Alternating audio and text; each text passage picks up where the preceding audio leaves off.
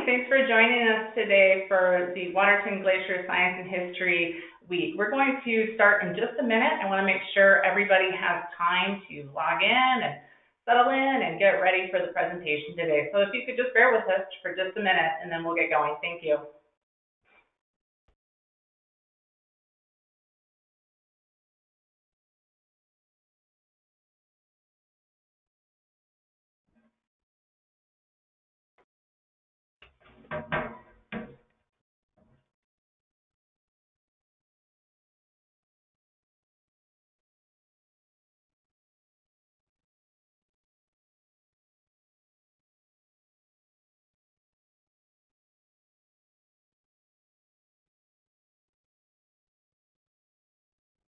Okay, hope everybody's logged in and ready for an excellent presentation.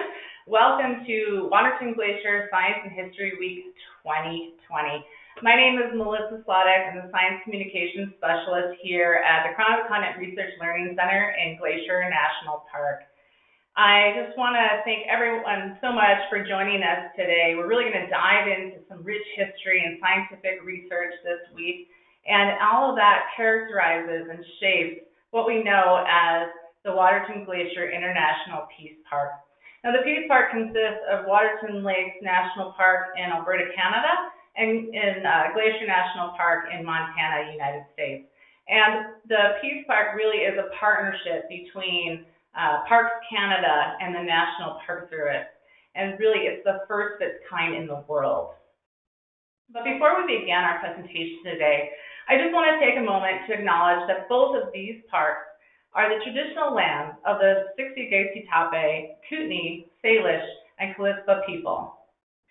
We offer this acknowledgement to recognize Indigenous peoples' enduring connection to their traditional territory, to observe the history of the land that is currently shared by many peoples, and to recognize stewardship as a shared responsibility for all of those who reside in the territory. Today, I'm really excited for this presentation. This is day 2 of our 4-day webinar week-long series. And each day at noon, we're highlighting some really amazing research and historical topics in the Waterton Glacier International Peace Park. The Peace Park was created and the intention was to promote goodwill between our neighboring countries, but also significantly, when we think about wilderness, it transcends political boundaries. And so we need to have cooperation and partnership to protect this amazing landscape. And so this event is really a testament to the success of that partnership as we provide you and help you convey all the shared stories that we are going to hear this week. So again, thank you for joining us. I'm very excited today to introduce our speaker. We will be hearing from wildlife biologist Lisa Bate. Her presentation is called Raptors on the Move, Glacier National Park. And it's very much a highlight for many of us here, the research that she does. Lisa works as a wildlife biologist for Glacier National Park. She's been here in the park for about 11 years. She specializes on birds and bats and oversees several research, inventory, and monitoring projects, including harlequin ducks, songbirds, raptor nesting and migration, black swifts, Clark's nutcrackers, and bats. Lisa also oversees wildlife and compliance monitoring for projects like the reconstruction of the Going to the Sun and Mini Glacier roads, focusing on preventing detrimental effects to grizzly bears. Prior to her employment at Glacier, Lisa worked as a private research wildlife biologist and focused mainly on birds, cavity nesting species, and their habitat. So I'm excited to pass it over to Lisa in just a minute, but before I do, just recognize that the presentation, it lasts about 30 minutes, and then we're going to have 10 minutes for questions at the end. But you'll notice on your screen that there is a question box.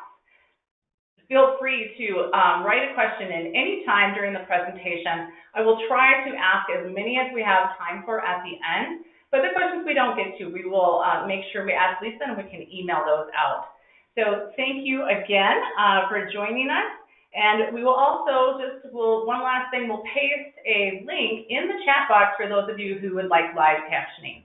So I think with that, Lisa, I am going to make you a presenter, and we will get started with our presentation today. You should have control.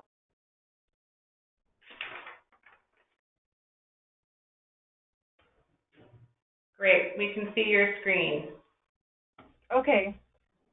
You just see the PowerPoint? We can see it. Okay. So I should just start? You might want to make it viewable from the beginning so we can see it a larger scale. Great, thank you. Okay. Well, good afternoon, everyone, on this nice rainy day after a beautiful, gorgeous day yesterday. It's funny, I can't see my whole screen. Let me just see if I can change that. Okay. Yeah, today I'm going to be talking about Raptors on the Move, Glacier National Park, primarily focusing on the Mount Brown Hawk Watch project. One of the first questions when we're up there on the slopes of Mount Brown and hikers come by and we tell them what we're doing, that we're monitoring raptors, one of the first questions is, well, what's a raptor? So raptors are birds of prey, and there are three general characteristics for most raptors. Sharp talons for grabbing prey. The only exception is turkey vultures or any vulture. They don't grab prey because they mainly scavenge. Excellent eyesight. It's amazing the eyesight that raptors have. I've been told that an eagle or a hawk can see a mouse on the end zone of a soccer field or a football field. Their eyesight is the equivalent of us looking through Power 7 binocs. Wish I had eyesight like that. And then the third one is a hooked bill for tearing prey. You can see here a bald eagle is tearing food to feed her baby chicks. Raptors are protected under the Migratory Bird Treaty Act, and then eagles, both the bald and golden eagle here in the United States and North America, is a international act, are protected under the Bald and Golden Eagle Act. Even though they have these protections, there's some issues of some risks that eagles and other raptors face. So I have been working along with Jamie Belt with the Citizen Science folks, and we have begun monitoring raptors in a couple ways here in the park. So why monitor raptors? They're the top of the food chain. You know, in the avian world, golden eagles are the top of the terrestrial avian food chain, and balds are the top of the aquatic food chain. It's just like how grizzly bears are the top of the food chain for mammals. They're sensitive to pesticides. For example, American kestrels, they feed a lot on rodents and grasshoppers, and we've seen a decline in their numbers because of all the pesticide use. Habitat loss or change and climate change, they're a barometer of ecological health. Raptors help control rodent in small numbers. Without them, you often see just these great increases in mouse numbers. And migration counts are an inexpensive and efficient way for monitoring raptors. The golden eagle is of special concern. Here in the park, we have a number of nests that we monitor. And the talk today is really focusing on the golden eagle, even though we do monitor all raptor species. We're very concerned with this species, whereas bald eagle numbers have been increasing. There are some red flag warnings going off about golden eagles. And some of the reasons that we think that we're seeing decrease in their numbers, number one is lead poisoning. A lot of people don't realize that even though these guys are top predators, they're also scavengers. So in the hunting season in the fall, when people, if they use lead ammunition and leave the gut piles from their deer on the ground, these guys will go eat that. And then the lead accumulates in their body and it's called biological magnification. And the other thing is like shooting ground squirrels. If lead ammo is used for that and those carcasses are left on the ground, the golden eagles can ingest lead, and there's a point, like a tipping point, where they have so much lead in their bodies that they become weak and they can't hunt, and it can lead to death. Research here in Montana at Rogers Pass, where they trap eagles and mark them with transmitters, it used to be 40% of the golden eagles showed elevated lead levels, and now it's closer to 80%. So this is a big concern. Here in the park, we have had someone found a subadult golden eagle once, a carcass, and we submitted it for necropsy, and it came back that it died, excuse me, of acute lead poisoning. Another issue for golden eagles and lots of other birds and bats are wind farms. I'm all about alternative energy, but it turns out that wind farms in the wrong location wreak havoc with a lot of our wildlife populations. That's because the birds and the bats, they also like to fly, like on the eastern front of the Continental Divide where there are high winds. Those are the winds they like to tap into and migrate south or north in the spring. Cheatgrass. Cheatgrass is an invasive grass that has just taken over the West. And this is just a classic example of the interrelationships among all things, like ecological relationships. Cheatgrass is very low in nutritive value, and jackrabbit populations have decreased because of that. And it turns out jackrabbits are one of the primary prey species for golden eagles. And then there's still some misconceptions about golden eagles. And lots of raptors. They call them chicken hawks, and so farmers and ranchers will still shoot raptors. Leg hold traps deployed in the right fashion pose no risk to golden eagles, but we have had a few eagles here in Montana that were killed by leg hold traps. When I first came to the park in 2009 and became aware of the risk and some of the concerns for golden eagles, I started looking at the historic data. And historically, we used to have in Glacier about 44 golden eagle nests. Some territories, a pair, a male and a female, can have alternate nests, so not all of these nests indicate a different territory. But now we only know of about 7 sites that are occupied annually. So we have really increased our monitoring efforts. We go and try to find these historic nests or new nests and monitor whether that territory is occupied, meaning are both adults on that territory, and are they initiating breeding by nest building, egg laying, and incubation. Once the chicks hatch, we try to get a count on the number of chicks, and then ultimately we want to get a number of chicks that fledge. And usually it's less than what we see. Like a nest might start with 2, but very often only 1 will fledge. Outside of the park, the Bridger Mountains, they have a hawkwatch site, and then north of us in Alberta, there are hawkwatch sites, and they have detected a significant decline in the number of golden eagles migrating past these sites. Golden eagles occupy territories all the way up into Alaska. One golden eagle that was fitted with a satellite transmitter here in Montana, it would breed up in the Brooks Range of Alaska. So when we do these hawk watches, people always ask, well, where are these birds coming from? Where are they going to? Without transmitters, we have no idea. But that one, Eleanor, the one example, she would breed in the Brooks Range, and then she'd come down to eastern Montana and even further south. One eagle went as far as Oklahoma for the winter. So animals will migrate if the chances for survival on those breeding grounds dip to 0. And that's why we see this mass migration in September and October when winter's starting to hit in Canada and Alaska, these birds are headed south where there's more food available. So we have a two-prong approach here in Glacier to monitor golden eagles: nest monitoring and fall migration counts. Nest monitoring, this is an example of a eagle nest that's really easy to see, pretty close. And we will monitor those for occupation and chick numbers.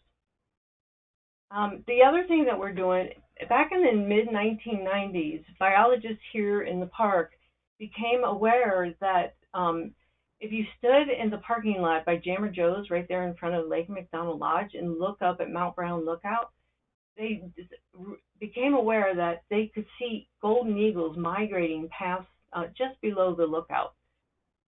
Back then, nearly 2,000 golden eagles migrated past Mount Brown annually.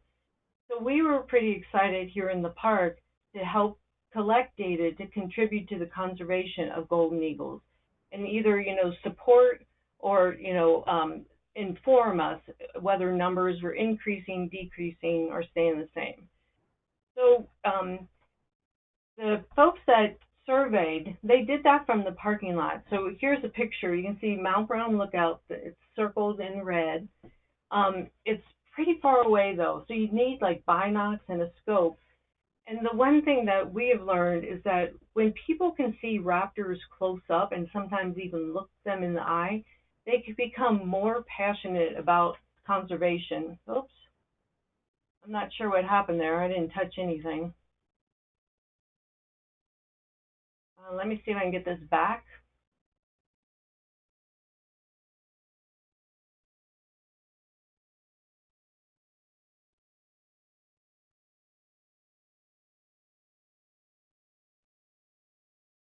Okay, I didn't touch anything. It might be my desk. And so we were hoping to maybe find a spot up higher where people could get close-up views of migrating raptors. So what we did, we started investigating other sites. The great thing about this pilot project is if you see the red dot there, that's Jammer Joe's Lake McDonald site. And we had two volunteers that were part of these surveys in the mid-1990s. Thank you, Pat and Becky, if you're listening.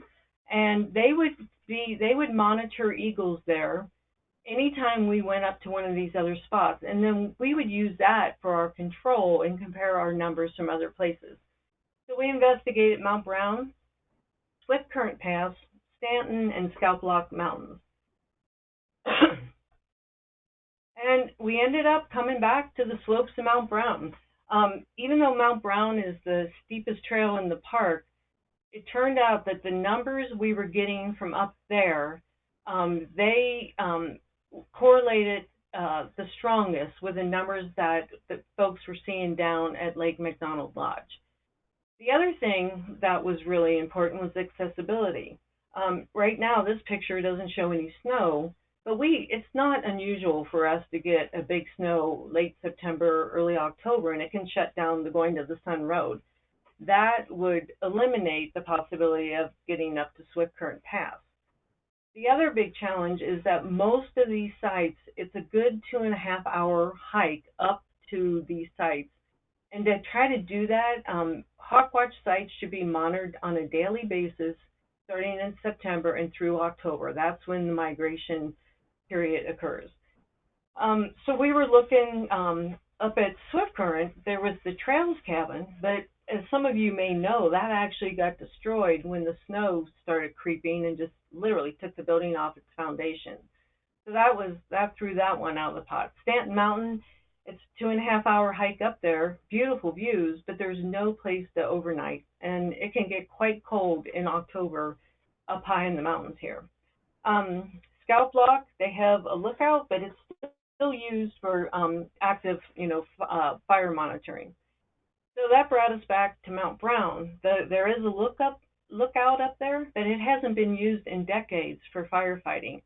And so we asked and received permission to start using it. So the great thing is, if people commit to 2 surveys days in a row, instead of hiking back down thousands of feet, you can hike a little further up to the lookout. It's about 5 switchbacks up higher and overnight, and then come back down the next day and do your second survey.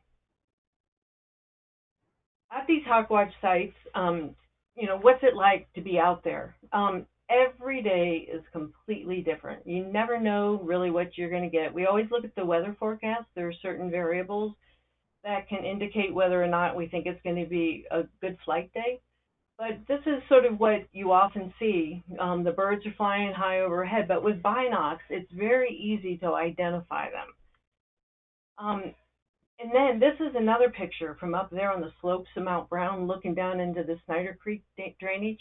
This is what gets people hooked on hawkwatches. These birds come in so close that, no joke, you can literally look them in the eyes sometimes, and it gets you hooked. You're like, oh my gosh, I got to see that again. And the other thing is, this is an immature golden eagle. It brings these birds in close enough that we can, identify them to species, the gender, is it a male or female, and the age. This is an immature, and you can tell that when you see that big white patch on the rump of a golden eagle. You know you've got a young bird. This is a subadult bald eagle. You can see how it's still mottled, and the head and the tail aren't completely white yet. Compare that to the adult bald eagle. It's really cool when you're up there too. If you see an eagle in the distance, just the way they hold their wings, you can tell what species it is. These guys just hold those wings out really flat, whereas golden eagles always have some kind of curve if their wings are outstretched. Juvenile red tails. This is a red-tailed hawk, but it doesn't have a red tail yet because it is a juvenile. And you can tell it's a red tail by look at the leading edge, the top of the wing there, where there's what we call a dash, and then those little commas. All red tails have those two traits. The red tails will get their red tail as they get older, often 1 or 2 years of age. These pictures are from the Jewel Basin Hawkwatch site. I was just there yesterday. It was phenomenal. BJ Worth is an amazing photographer and has a huge lens. So he puts up a scope, and they put up a plastic owl, and it brings in these little hawks and falcons. Because the great horned owl is one of their worst, arch enemies, because it'll eat baby sharpshins and baby falcons. So these guys come in and will dive bomb the owl, and they'll literally will come from hundreds of yards out when they see this great horned owl sitting up on a post on a ridge. And that brings these birds in for really close identification. And this is a juvenile sharp-shinned hawk. They have real bold streaking down their chest, whereas the adult will have real fine barring that goes across their chest. This is a Merlin that BJ just got. I love these pictures because this was last week when it was really smoky, which I didn't love all the smoke, but it gave all these pictures sort of this air of sepia coloration that makes them really unique, I think. This Merlin was eating on the wing, and BJ caught this picture. Up at Swift Current one year, there were probably, I think, 8 of us hanging out, and all of a sudden, here comes this peregrine falcon screaming past us, and it was doing exactly this, eating on the wing. It was plucking the feathers off of a little bird it had just caught, and it's fine, 90 miles an hour while eating. And talk about an exciting moment for all of us. We were like, wow, did you see that? And it's just a super thrilling experience. Rarely will they land. These guys are on a mission. They are taking advantage of the good winds to get south. But this is a male Kestrel. It's our smallest falcon that we have here in Glacier. Here's a northern goshawk. This is the largest of what we call accipiters. We have 3 accipiters, the sharp-shinned hawk, the Cooper's hawk, and northern goshawk. These hawks are very different than the red-tailed hawk. Those are buteos that soar and hunt with their binoc-like vision. These guys have very short, broad wings, but a long tail that operates like a rudder. This allows them to go in and out of trees really fast, and they hunt birds on the wing. You don't want to get near a northern goshawk nest. The females, which are all raptors in the raptor world, all the females are 33% larger than the males.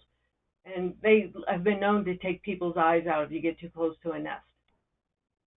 And here's another picture. Here's a sharp-shinned hawk coming in to hit the owl because it thinks it's a arch enemy or predator. All the birds I just showed you are birds that breed here in Glacier and Montana. But the other cool thing about being on a hawk watch, we get birds like this. This is an adult broadwing hawk, really unique pattern in the tails. The juveniles don't have the real broad white stripe in the tail, but they all have that white in the dark tips of the wings that look like they've been dipped in inkwells.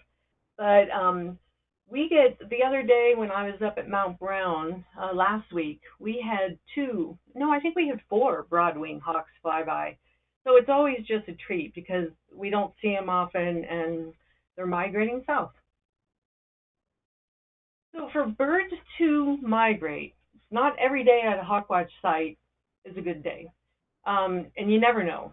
But literally, these birds harness the winds to move south. They need good winds. And what's a good wind? They're like aircraft. They need a headwind to go south.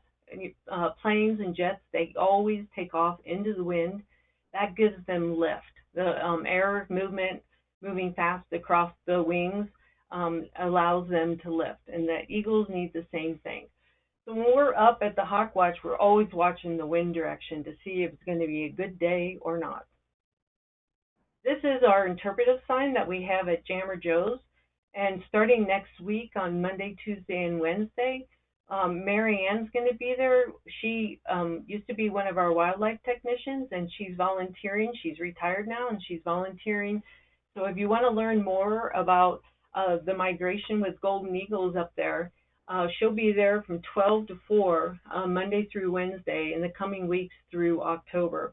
So even if you can't spend the whole 4 hours, just stop by, see if anything's moving, and watch the wind. It's also good to look at the webcams to see if Mount Brown is socked in or not.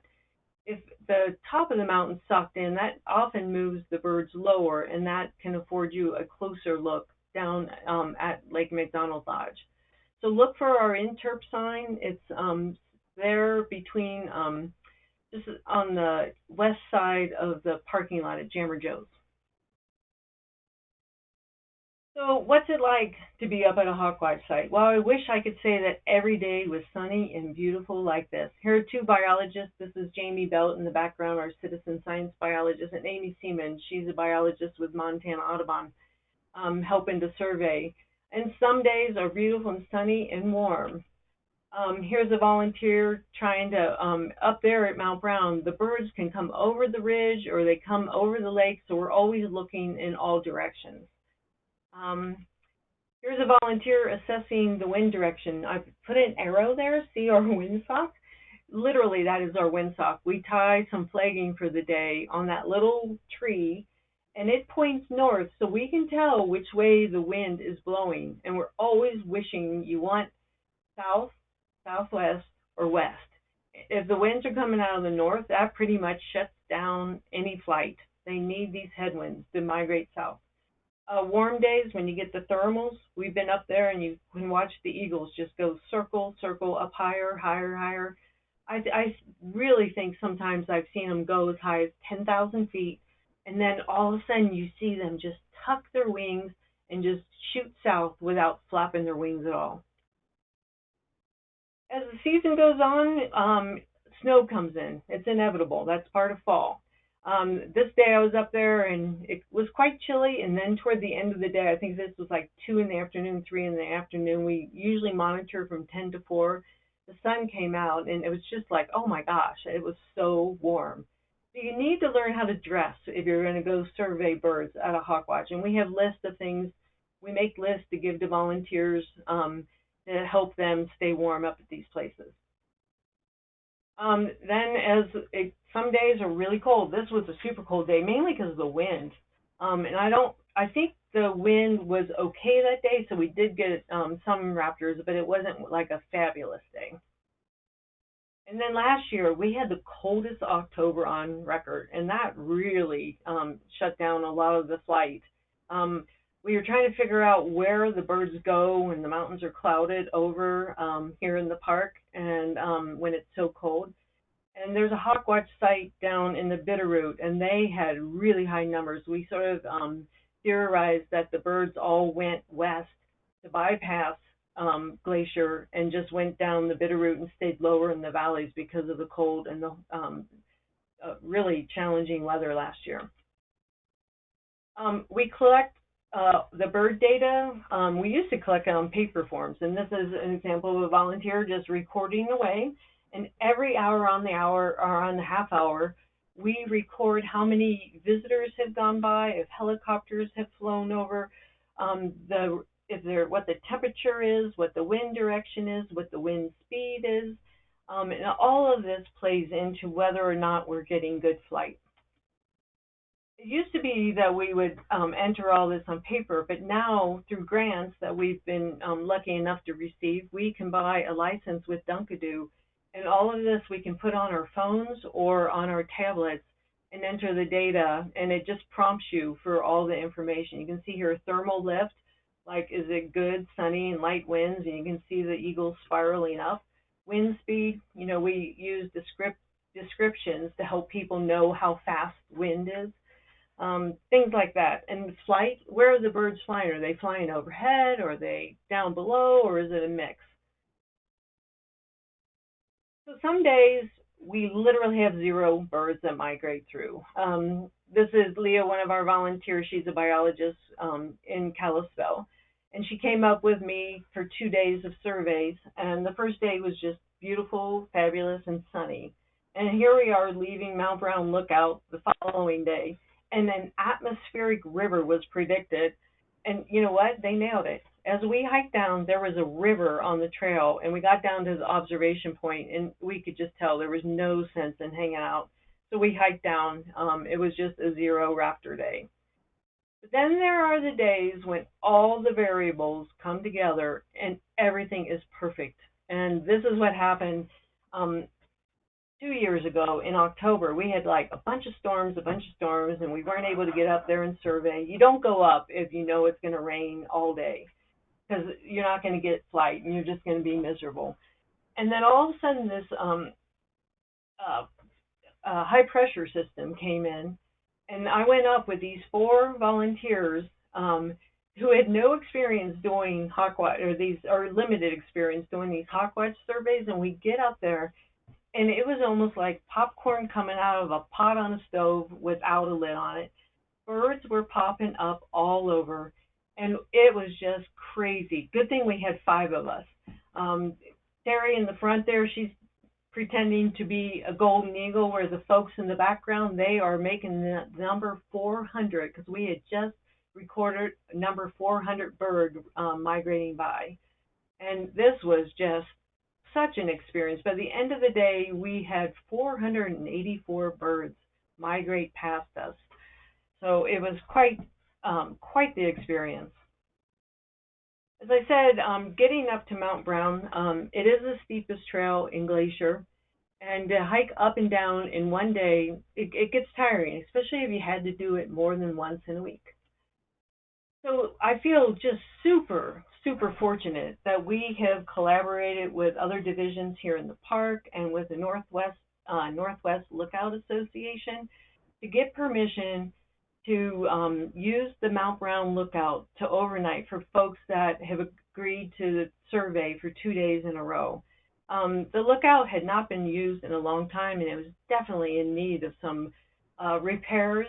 And so the park and the Northwest Lookout Association, and then working with our cultural resource specialists, we have been in the Glacier National Park Volunteer Associates. We were able to obtain funding to start restoring it and clean it up. The first time I went up with one volunteer, I mean, it was mouse infested on one of the cabinets. We hauled out like 5 bags of trash.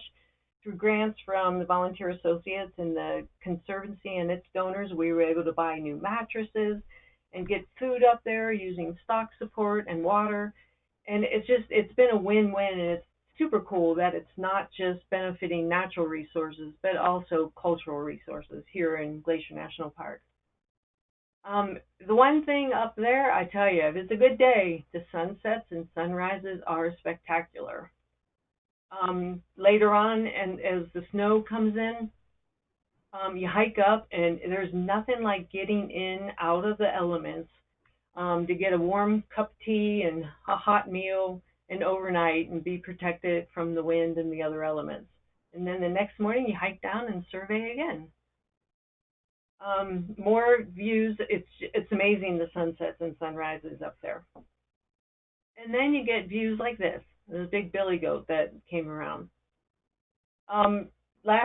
This was last year. Yeah, boy, a storm had been there just like the day before and just coated the west side of the lookout with this rime.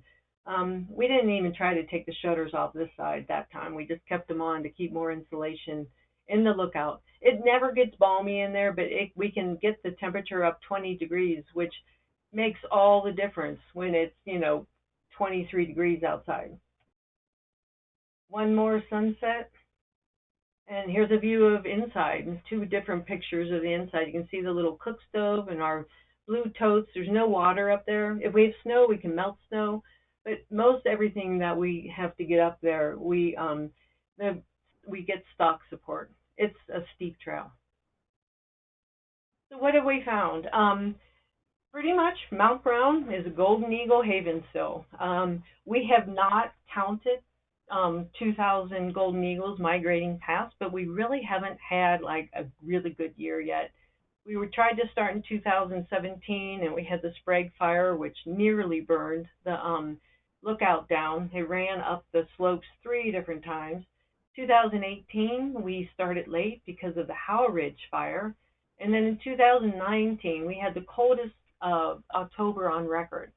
Nevertheless, in 2018, we did have 2,000 raptors migrate by that we counted, and of these, 1,600 were golden eagles. Talk about restoring your faith in the world. To see that many birds migrating by, the first time I experienced that, it really gave me a lot of hope that our ecosystems are still intact. You can see here we have a lot of other birds, but 85% of what we see up there are golden eagles. Here's another graph just showing that the orange represents golden eagles, whereas the blue are all other raptors. In Montana, there are other hawkwatch sites, and people might ask, well, why do you need more? Each hawkwatch site is different and unique in its location and the birds that it represents. Mount Brown and Rogers Pass, the big belts and bridgers, they are on the continental divide, and they tend to have mainly golden eagles. But Cut Bank, that's a rough-legged hawk site. Rough-legged hawks, they nest up in the Arctic, and they come down that way during migration. The Jewel Basin, that place is off the charts for accipiters. I was just there yesterday on their biggest day ever, and we had so many sharpshins and Cooper's hawks. It was just mind-blowing. And then there's the MPG Ranch down in the Bitterroot. And this is just so intriguing. They can just get thousands of raptors migrating past there annually. But guess what their number one raptor is? It's the turkey vulture. And that's a bird that I don't know that I've ever seen one at Mount Brown, and you rarely see them at the Jewel Basin. So you can just see that it's very different depending on the site. So we're hoping the data that we collect from Mount Brown, like maybe we have sun on the day that Rogers Pass doesn't, or Bridgers, and vice versa. So somehow all of our data collected together will help us give a better picture of what's happening with golden eagles and other raptors. So again, I just want to mention the interpretive sign at Lake McDonald Lodge. Come find us. The sign informs people about why we're doing this and their amazing abilities.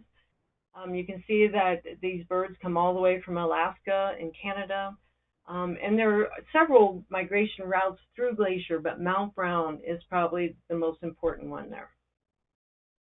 So want to get involved? Send us an email at black_citizen_science@nps.gov, and we can get you involved.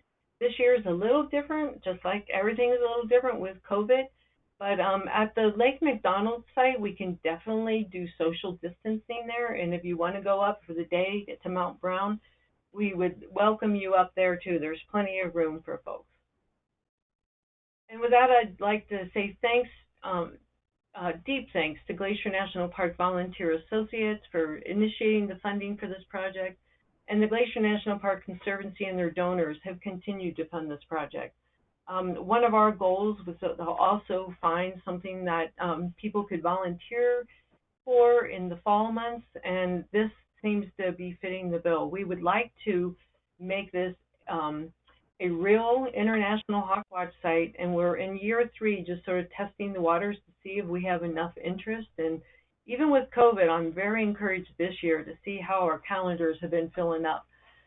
We hope to get more people down at Lake McDonald Lodge, and with the resources and staff that we're trying to obtain, we hope to do that just to educate people about some of the risks that these birds face. And also thanks to Glacier National Park and the volunteers of the Northwest Lookout Association again for structural improvements at Mount Brown Lookout. And with that, I'll take any questions. Thank you, Lisa. excellent. There is one question here for you. Are other invasive species at risk for, or a risk for golden eagles besides cheatgrass? So are there other invasive species that are a risk for golden eagles besides cheatgrass?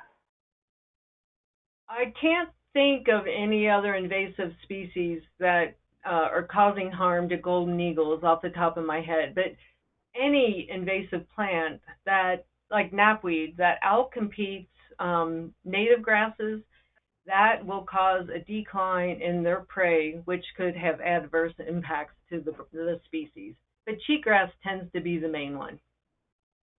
Okay, great. And then just a question, what are the dates that the volunteer will be at Jammer Joe's again from 12 to 4? They just were curious about that. Monday, Tuesday, and Wednesday for certain.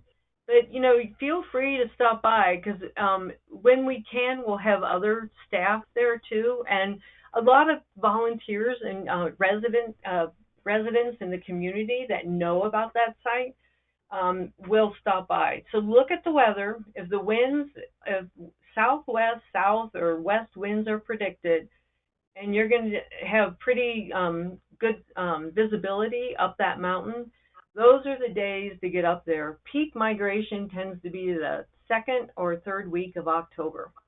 Yeah, bring your binocs, and if you have a scope, bring that. And we hope to have someone up there.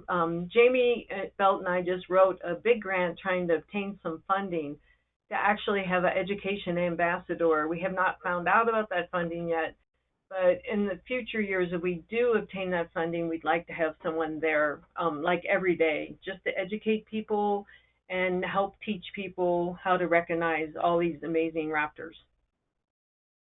Gosh, sign me up. Okay.